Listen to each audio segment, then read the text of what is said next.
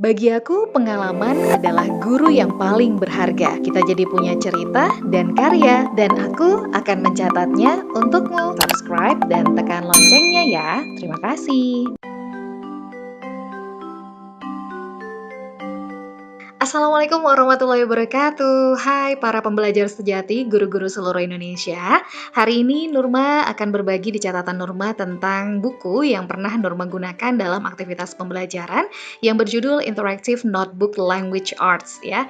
Nah, buku ini diterbitkan oleh Carson DeLosa Education pada tahun 2015 dan buku ini bagus banget karena di dalamnya sistem pembelajaran bahasa Inggris didesain dengan mengkombinasikan kegiatan-kegiatan arts di dalamnya karena ada shapes atau bentuk-bentuk yang bisa kita gunakan banget, kemudian bisa disesuaikan dengan tujuan pembelajaran yang ingin kita capai. Nah, untuk itu aku akan berikan videonya untuk kalian semua. Jangan lupa sebelum menonton di-subscribe dan di-like dulu ya.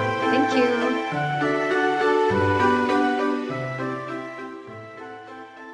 Nah, teman-teman, hari ini apa sih yang aku mau bagikan ke teman-teman semua?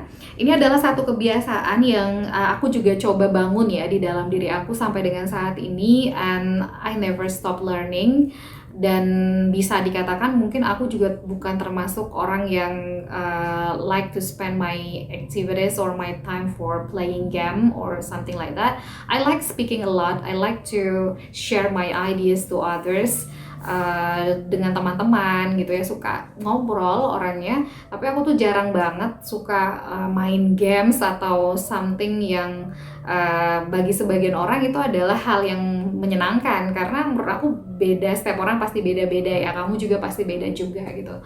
Nah, untuk kamu nih yang butuh referensi, aku tuh suka banget buat kumpulan buku-buku seperti ini nih teman-teman ya. Ini cuman kayak kita beli aja kertas-kertas yang warna-warni kayak gitu ya, misalnya ada kertas yang warna orange atau kertas warna pink. Ini kertas HVS biasa sih ya, atau Quarto juga bisa. Banyak banget kalian bisa dapatkan di toko-toko atau di bookstore. Terus dibawa ke fotokopi, terus minta dijilid spiral ya. Nah, ini mungkin kalian tidak asing lagi nih dengan istilah ini ya. Nah, every teachers learns a lot about this one ya. Ada KWL ya, KWL. K-nya itu know, terus W-nya itu adalah wonder, and learned itu artinya mempelajari gitu ya.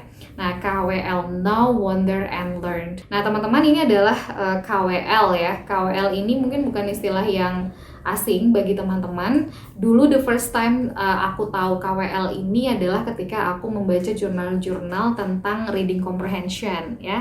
Nah, kemudian aku juga belajar tentang metode dalam pembelajaran itu, ada istilahnya namanya adalah KWL, know, wonder, and learned. So, what I know, what I wonder, and then what I learned. Okay, when you get the case or the title or something interesting, jadi ada sesuatu hal yang memang tertarik, yang membuat kalian tertarik dengan sesuatu, coba biasakan dulu berpikir bahwa apa yang aku tahu tentang itu, apa yang aku tahu, apa yang aku ingin tahu, dan apa yang bisa aku pelajari dari itu ya. Nah, ini akan menambah the way of you to be critical thinker. Nah, critical thinker ini nanti kita akan coba bahas ya di sesi video aku yang lain tentang critical thinkers dan bagaimana pendapat beberapa ahli tentang critical thinkers ini. Karena di zaman sekarang ini kita butuh generasi-generasi muda yang mau show off their ideas, and then show off ideasnya itu adalah ideas yang sebenarnya referensinya ada gitu dan bisa dipertanggungjawabkan. Nah, jadi buku ini tuh aku sengaja buat untuk mengumpulkan beberapa ide aku ya. Ini adalah salah satu buku yang aku tuh suka banget bukunya. Ini adalah tentang interactive notebooks ya. Di sini sih dia bilang untuk grade 2 teman-teman, tapi sebenarnya isi dari buku ini menurut aku ya sebagai seorang guru banyak pola-pola menarik yang bisa kita gunakan untuk aktivitas pembelajaran, not only for the second grade students but even senior high school student, you can use this book ya. Karena isinya itu adalah pola-pola yang mungkin pola-pola kosong yang bisa kita gunakan, kecuali kalau worksheet-worksheetnya dalam hal pilihan kata yang memang untuk beginner ya, itu kita bisa gunakan untuk kelas rendah gitu. Tapi kalau untuk pola-polanya, I think everyone can use that ya. Nanti beberapa pola-polanya aku bisa share ya ke teman-teman semua. Nah, ini kita akan coba, ini salah satu dari ide yang ada di dalam buku itu. Nah, ini aku tuh senang banget sama ide yang ini adalah six flap petal fold. Nah, teman-teman, ini adalah contoh yang pertama, six flap petal folds. Jadi bentuknya seperti bunga. Nah, jadi bentuk shape seperti ini bisa libatkan anak-anak atau siswa untuk mengguntingnya terlebih dahulu sebelum mereka mengisi atau mewarnai setiap petals yang ada di gambar ini. Nah, ini aku udah coba buat ya, teman-teman ya. Nah, ini sebenarnya pola shape-nya adalah bunga. Kalau kita buka, nah seperti ini. Oke. Nah, ini ada flap petalnya seperti ini. Nah, ini aku coba ajarin waktu itu ke anak-anak kelas 3 SD, ya, anak kelas 3 SD. Dan mereka sedang belajar tentang simple present progressive tense. So they have to learn to use verb ing. Mereka belajar menggunakan kata kerja bentuk ing. Dan di sini aku bikin aja what are you doing, ya, di sininya. Ya, what are you doing? What are you doing? Kemudian ada petalsnya yang ada six flap petals ini yang bisa dilipat ini. Nah, bisa mereka tuliskan some sentences yang mereka lakukan di tempat tertentu. Misalnya untuk petals yang pertama, what are you doing in school? I'm learning or I'm studying. What are you doing in kitchen? I am cooking, I am cleaning the floor, for example. So this is the way also of the students. They can color, they can flap, right? They can fold this one. And after that, they can stick on the wall or on their book. Yeah, it's really interesting. Nah, teman-teman, ini adalah bentuk yang selanjutnya. Ini namanya adalah four flap petal fold, ya. Hampir sama seperti bunga tadi, tapi ini petalnya cuma ada 4. Oke, teman-teman, nah ini adalah shape yang berikutnya. Nah, ini seperti petal tadi juga ya, tapi ini bukan bunga. Jadi lipatan-lipatannya itu mahkotanya seperti ada kotak di sini. Nah, ini juga bisa dikreasikan, misalnya sedang belajar tentang family and then the students try to draw, ya. Mereka menggambar keluarga mereka di sini. Nah, kalau ini menarik lagi nih, teman-teman. Jadi dia kayak lemari gitu ya, bisa dibuka. Nah, kalau mau belajar compound words, ini boleh banget nih menggunakan shape yang ini. And then, it's this wonderful thing for learning compound words. Cup plus cake, cupcake, rain plus bow, rainbow, right? And then this is cheese plus fly. No, this is not cheese, sorry. This is butter. Butterfly, starfish, and then this just try to find out something because this is blank actually. This like lipstick, for example.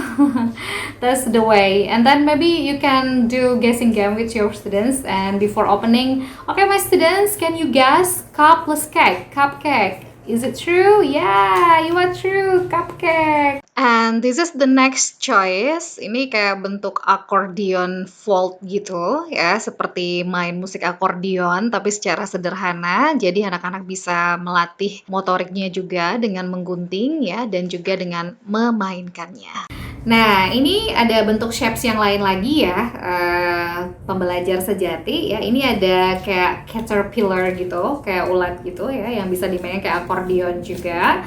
So it's really wonderful things also for me as a teacher, and then it's really helpful for teaching our students.